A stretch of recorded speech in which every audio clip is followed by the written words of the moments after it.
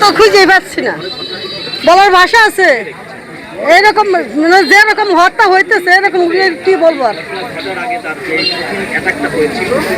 আর কিছু বলার নাই। এই ফারুকের 1 বছর আগে ওর এইখানে গলায় কোপ দিছে। কোপ দেওয়ার পরেও একটা বছর ওর ভাই বিরাদা এরা সবাই উদ্যোগ নেওয়া উচিত ছিল যে এই কোপটা কে দিল। তাই এই 1 বছরের ভিতরে কোনো খোঁজ নেওয়া হয় নাই। তারপরে ও নাকি 3-4টে বিয়ে করছে। এই বিয়ের যারা বোর, এই বোর কেউ বলতে পারে না যে ও কোথায় বিয়ে করছে, তাহলে ওর বোর বাড়ি কোথায় এটা ভাই বিরাদা জানা উচিত ছিল। এবং প্রথম যে 1 বছর আগে ওরে কোপ দিছে তখন থেকে ভাই বিরাদার এদের উচিত ছিল যে কোপটা কেরা দিল। এই ভাই বিরাদার এদেরও তো কিছু অবহেলা আছে। সেই জন্য এখন প্রশাসন যদি ইচ্ছা করে, রাজবাড়িতে ক্রাইম রিপোর্ট আসছে, এরা যদি ইচ্ছা করে তাহলে খুনের রহস্য বাই করতে পারবে। আর এর যে অরিজিনালি যে বউ, তৃতীয় বউ, সেই বউটা একজন বুয়ের এক বন্ধুর সাথে চলে গেছে। এই বউ কোথায় আছে এর বাই করলে এর রহস্যটা পাওয়া যাবে।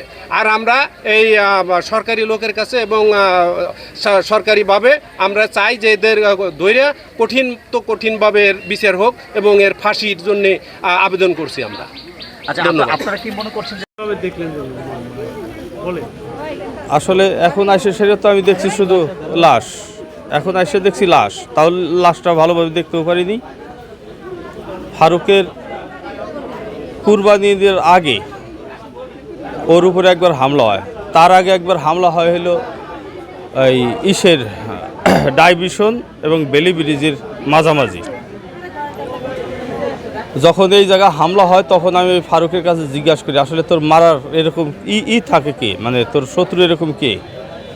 ওকে আমি কারে আবল তাবল করবো এরভাবে বললো। পরে আলাদাভাবে যা বলল যে আসলে আমার যে বউ ছিল নাম শানু, সে আমার কাছ থেকে সমস্ত সঞ্চয় নিয়ে নিছে, প্রায় 6 লাখ টাকার মতো, 5-6 লাখ টাকা এরকম আর কি।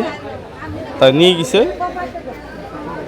নিয়ে যাওয়ার পরে জানতে পারে ওই বউর সাথে এই যে ইসমাইল মোল্লার ছেলে রাশেদ, তার একটা সম্পর্ক রয়েছে।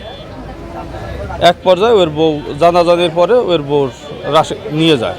এই রাশেদ নিয়ে যাওয়ার পর থেকেই উইয়ের পর 3বার হামলা হইল, শেষ পর্যন্ত মারা গেল। একবার হলো বেলি ব্রিজের ওই জায়গা, একবার নিজের ঘরের ভিতরেই, এইবারও নিজের ঘরের ভিতরে।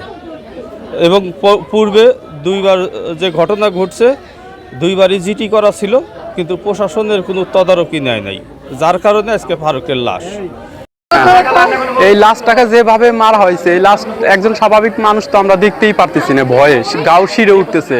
একজন খুনি কিভাবে একজন মানুষকে এইভাবে মারতে পারে?